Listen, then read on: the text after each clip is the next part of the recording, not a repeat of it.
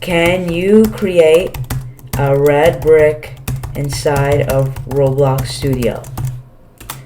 So the point is that it uses an MCP server, and just like that, GPT 5.4 low thinking created a red brick inside of our game. Let's see if it actually did that. And as you can see here, it added a red brick inside of my Roblox game. Now let's see if it can make this brick spin. Can you make that brick spin? Boom! Just added a script to make it spin. Let's see if it works. And as you can see, GPT 5.4 low thinking just did that for us. So I'm now going to show you how to set this up.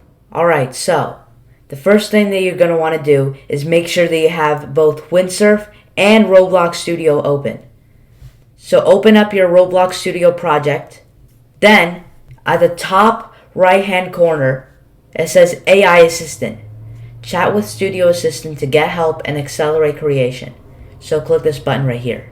Click the three little dots. Click Manage MCP Servers.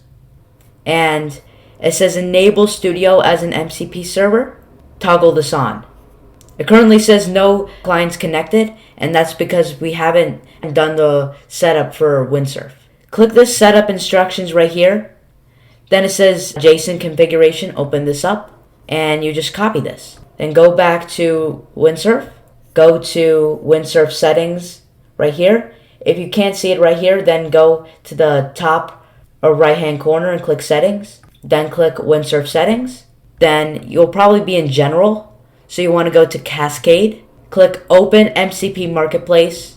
Then click the settings icon right here. It will open a file called mcp_config.json. So you go right here and you click Command V. Or if you're on Windows, click Control V. So close this, click Save, and boom, it's enabled. If you go back to Roblox Studio, it says one client connected.